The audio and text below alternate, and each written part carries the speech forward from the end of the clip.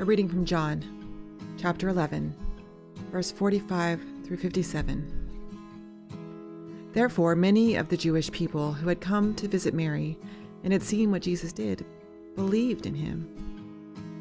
But some of them went to the Pharisees and told them what Jesus had done. Then the chief priests and the Pharisees called a meeting of the Sanhedrin. "What are we accomplishing?" they asked. "Here is this man performing many signs. If we let him go on like this, everyone will believe in him, and then the Romans will come and take away both our temple and our nation." Then one of them, named Caiaphas, who was high priest that year, spoke up. "You know nothing at all.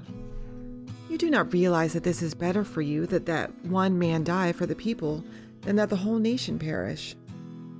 He did not say this on his own, but as high priest that year, he prophesied that Jesus would die for the Jewish nation. And not only for that nation, but for the scattered children of God, to bring them together and make them one.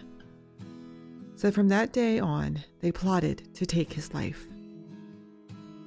Therefore, Jesus no longer moved about publicly among the people of Judea.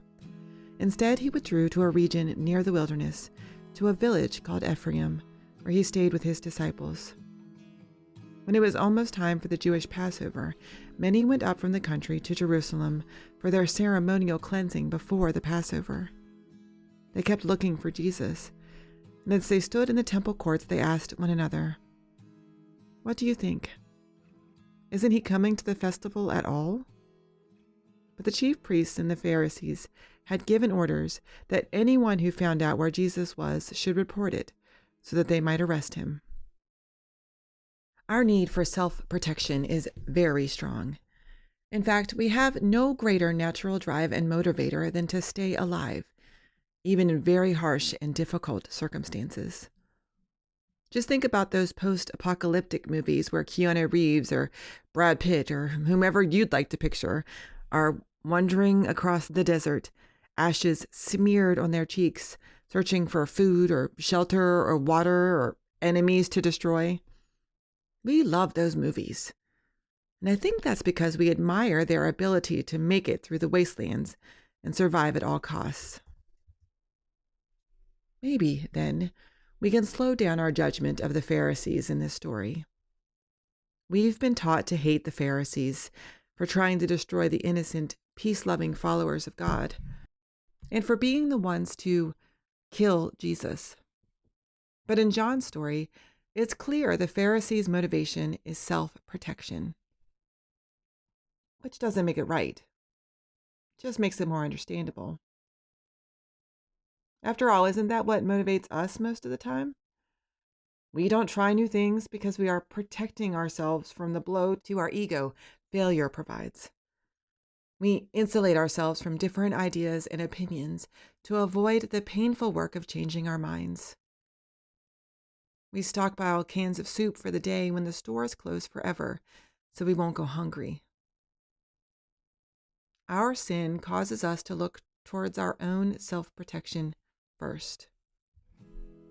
Maybe the reason we dislike the Pharisees so much is because we understand them, and in our heart of hearts, don't necessarily disagree. If you wonder whether you are acting like a Pharisee in this story, ask yourself, if I did this and no one, not the recipient, not my peers, not social media, ever found out I was responsible, would I still do it with the same level of effort? If your enthusiasm drops when the credit is removed, maybe your primary driver is self-interest instead of generosity. The next time you're making a choice, consider, am I doing this for the outcome or for the identity of being the person who does these things? Join me in prayer. God, in the quiet where no eyes watch, I search my heart. If my hands serve and no voice speaks my name, let that be enough. Strip away the hunger for praise and the mask of virtue. May I love for the sake of love, finding joy in the hidden seed.